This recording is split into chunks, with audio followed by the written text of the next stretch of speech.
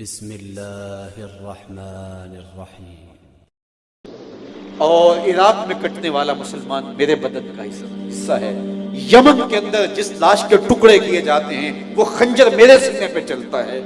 اور کشمیر کے اندر جس بیٹی کی آبرو اور عزت پامال ہوتی ہے وہ میری بہن اور میری بیٹی ہے۔ اور فلسطین کے اندر جن بچوں کو ذبح کیا جا رہا ہے وہ میرے فرزند ہیں، وہ میرے بیٹے ہیں۔ یہ میرے حضور کی سیرت کا عکس ہے، یہ میرے حضور کی یہ دل سوزیوں کا اور حضور علیہ السلام کی مبارک طبع کا نور ہے۔ اور سیدہ فاطمہ تو زہرا سلام اللہ علیہا سجدے میں سر رکھتی ہیں اور حضور کے ایک ایک قدم پہ امت کے غلاموں کو جو جہنم میں پھنسے ہیں ان کو جہنم سے چھڑانے کی آرزو کرتی ہیں اور اس شرط پہ سجدے کو لمبا کرتی ہیں۔ اور امت کا درد ان کے سینے کے اندر جس طرح جاگتا ہے اور امت کے لیے جو ان کی دل سوزیاں ہیں، تو آج ان کی روح کو خراج پیش عقیدت پیش کرنے کے لیے جس طرح مخدرات اسلام کو گھروں میں جو ہے وہ اپنی ذمہ داریوں کو سنبھال کر کے ایک قوم کی نشأت کے لیے اپنے کردار کو اجاگر کرنا پڑے گا، دوسری طرف جو ہے یہ ذمہ داری ہمیں بھی نبھانی ہوگی کہ ہم ایک امت واحدہ بننے کی کوشش کریں۔ اور پوری امت اس وقت امت لہو لہو ہے، زخم زخم ہے۔ آج دیکھیے کہ ہماری باہمی گروہی اور جغرافیائی اختلافات نے آج ہمیں کہاں کھڑا کر دیا ہے۔ پوری کائنات کے اندر 1 انچ جگہ بھی ایسی نہیں ہے جہاں آتش و آہن برستے ہوں اور وہ کفار کی سرزمین۔ جہاں بھی آگ برستی ہے، جہاں بھی بارود برستا ہے، وہ دھرتی مسلمانوں کی سرزمین ہے، دھرتی مسلمانوں کی دھرتی ہے۔ اور آج ہمارے تشدد نے، آؤ حضور سے معافی مانگے، اپنے رب سے معافی مانگے اور امت واحدہ بننے کے لیے عملی کردار ادا کریں۔ چھوڑ کے آپ کا دامن رحمت آقا ہم سے بھول ہوئی، چھوڑ کے آپ کا دامن رحمت آقا ہم سے بھول ہوئی، کھو دی اپنی قدر و قیمت آقا ہم سے بھول ہوئی۔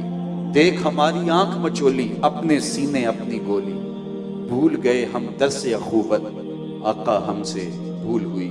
بن گئے سیموں زر کے بندے، تن کے اجلے من کے گندے، لٹ گئی ہم سے فقر کی دولت آقا ہم سے بھول ہوئی۔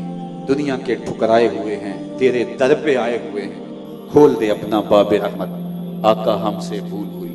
ہم نے بزرگوں سے سنا ہے، اپنے بڑوں سے سنا ہے، علماء صوفیاء نے لکھا ہے کہ جو فریاد سیدہ فاطمہ کے ذریعے سے حضور کی بارگاہ میں پیش کی جائے وہ رد نہیں کی جاتی۔ تو آؤ وسیلہ زہرا سے حضور کی بارگاہ میں عرض کریں، آقا ہم سے بھول ہوئی، ہمیں معاف کر دیجئے۔ ہم دوبارہ امت بننے کی کوشش میں لگ جائیں گے اور ہم اپنے باہمی فروعی اختلافات کو ختم کر کے جغرافیائی تقسیم سے نظریں ہٹا کر کے امت وحدہ کے تصور کو اجاگر کرنے کی کوشش کریں گے۔ یہ امت جب امت بن جائے گی اور خلافت اسلامیہ کا جب احیاء ہو جائے گا تو پھر وہ وقت دور نہیں ہے کہ امت مسلمہ پھر اپنے پاؤں پہ کھڑی ہوگی اور کوئی میلی آنکھ سے کسی مسلم جو ہے وہ فرد کو نہیں دیکھ سکے گا، کسی عورت کی آبرو کی طرف کوئی نظر اٹھا کے نہیں دیکھ سکے گا۔ جب ہم خلافت کے نور سے مالا مال تھے اور جب وحدت کے اجالے جو ہے وہ ہمیں روشنیاں دیتے تھے اور جینے کے راستے دکھاتے تھے، تو اس وقت اگر ایک بیٹی بھی مدد کے لیے پکارتی تھی تو دیبل کے ساحل پہ ہمارے قافلے پہنچتے تھے اور محمد بن قاسم جو ہے وہ مدد کو پہنچتا تھا۔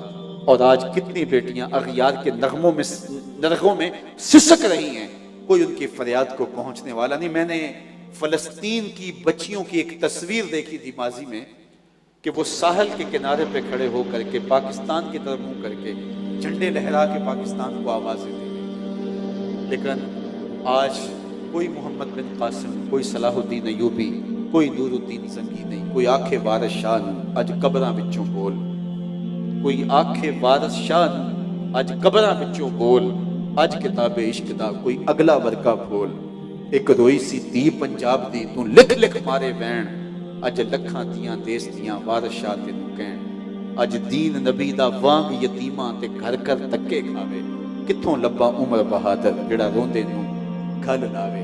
تو آؤ سب سے پہلے معافی مانگیں، اپنے گناہوں کی معافی مانگیں، حضور سے معذرت کریں کہ ہم نے امت شکنی کا جرم کیا، ہم نے امت شکنی کا جرم کیا اور آج ہمارے اوپر یہ حالات آئے۔ ہم وحدت کا سبق پھر پڑھیں اور صداقت اور دیانت کے جب درس ہم پڑھ جائیں گے تو دنیا کی امامت کی ذمہ داریاں ہمارے کندھوں پہ ڈالی جائیں گی، اور اگر ہم نے وہ سبق نہ پڑھے تو وہ ذمہ داریاں ہمیں کبھی نہیں دی جائیں گی۔ ہم بھیڑ بکریوں کی طرح ذبح ہوتے رہیں گے اور ذبح ہو رہے ہیں، تو ہم اپنے گناہوں کو اور اپنی کوتاہیوں کو تسلیم بھی کریں اور اس کی معافی بھی مانگیں۔ آپ کو شاید پنجابی سمجھنا آتی ہو، تو پنجابی کے ایک شاعر نے اپنے دکھڑے کو بارگاہ رسالت مآب میں بڑے دردمندانہ لہجے میں پیش کیا کہ حضور معافی، حضور معافی، حضور معافی، حضور معافی، تو سانسی ڈکیا جنہ کماں تھی، حضور جی میں کر گیا واں، گناہاں دی دل دل دے اندر گل میں تیکر اتر گیا واں، تہاڈے حکماں نو چھڈ کے آقا میں جیندا کتھے ہاں، مر گیا واں، حضور معافی، حضور معافی۔ تو ہم زندہ کب ہیں؟ ہم تو لاشیں ہیں، ہم زندہ نہیں رہے، ہم لاشیں ہیں جو اپنے کندھوں پہ خود اٹھائے پھر رہے ہیں۔ کسی دنیا کے کسی خطے میں ہماری توقیر نہیں، ہماری کوئی عزت نہیں ہے۔ کیا مسلمان یوں ہوا کرتے تھے؟ کیا مسلمان کی یہ آبرو ہوا کرتی تھی؟ تو جب ہم اپنے اسلاف سے رشتہ توڑ لیں گے اور ان کی تعلیمات سے رخ موڑ لیں گے تو پھر وہی ہوگا جو ہمارے ساتھ ہو رہا ہے۔ تو آئیے آج سیدہ سلام اللہ علیہا، سیدہ زہرا سلام اللہ علیہا کے یوم سعید کے موقع پر آج ان کے تذکرہ نور کے جھرمٹ کے اندر ہم اپنے گناہوں کا اعتراف کر کے اللہ سے معافی مانگیں اور ہم عزم کریں، بالخصوص مقدرات اسلام ایک نئی قوم کی تیاری کے لیے ایک جد و جہد کا آغاز کریں، ایک قد و کاوش عمل میں لائیں اور گھروں میں سمٹ کے اپنی نسل، اس کے جو امانت دی گئی ہے اولاد کی شکل کے اندر، یہ اس کا ماں کی گود ہی پہلا مدرسہ ہے، تو اس درس گاہ کی جو تعلیم ہے وہ خوبصورت ہونی چاہیے، چونکہ ماں جب سکھاتی ہے، جو ماں تعلیم دے سکتی ہے وہ کسی اور درس گاہ سے نہیں ملتی۔ اقبال کا ایک لہجہ دیکھیے کتنا دل آویز ہے، یہ فیضان نظر تھا یا کہ مکتب کی کرامت تھی، سکھائے کس نے اسماعیل کو آداب فرزند دی۔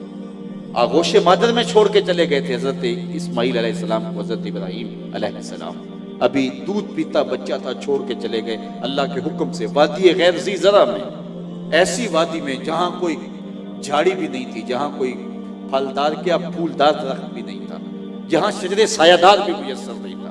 مورخ اسلام حفیظ جالندھری اس وادی کا نقشہ کھینچتے ہوئے بولتے ہیں، وہ وادی جس میں وحشت بھی قدم رکھتی تھی ڈر ڈر کے، جہاں پھرتے تھے آوارہ تھپیڑے بادے سر سر کے، جہاں پر گھاس اگتی تھی، جہاں نہ پھول کھلتے تھے، مگر وہ سرزمین تھی آسماں بھی جھک کے ملتے تھے۔ اس وادی غیر ذی زرع میں فرزند کو چھوڑا اور چلے گئے۔ ایک مدت کے بعد اللہ کا حکم لے کے واپس آئے اور کہا کہ بیٹا میں تمہیں ذبح کرنا چاہ رہا ہوں، فانظر ماذا تری، اب تیری بتا رائے کیا ہے۔ آج باپ بیٹے کو چھوڑ کے چلا جائے اور کچھ عرصے پہ کے بعد آ کے وہ اپنا استحقاق جتلائے تو بیٹا آگے سے کھڑا ہو جاتا ہے کہ آپ نے ہمیں دیا کیا کہ آج استحقاق جتلانے آگے ہو، لیکن آغوش مادر میں بیٹے کو چھوڑ کے جانے والے ابراہیم، آج بیٹا جوانی کی دہلیز پہ، بلوغت کی دہلیز پہ قدم رکھتا ہے تو ہاتھ میں چھری لیے آتے ہیں اور کہا بیٹا میں تجھے ذبح کرنے کا ارادہ رکھتا ہوں، فانظر ماذا تری، بتا تیری رائے کیا۔ بیٹا خاموش ہو جاتا تو یہ بھی امتثال امر تھا، سکوت من الرضا، خاموشی بھی رضا ہوتی ہے۔ گردن جھکا لیتا، زبان سے کچھ نہ بولتا تو کامل اطاعت تھی، فرما برداری سے۔ باپ نے کہا بیٹا میں ذبح کرنا چاہتا ہوں، بیٹا گردن جھکا کہتا جی کر لیجیے، ذبح کرنا۔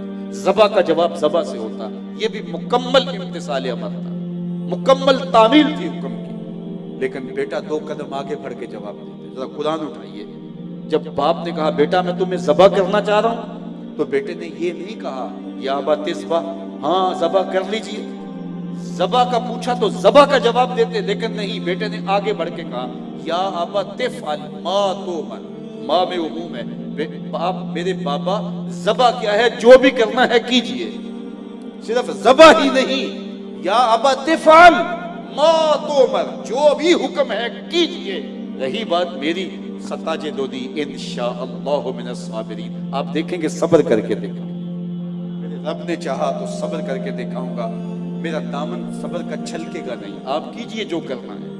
اللہ اکبر۔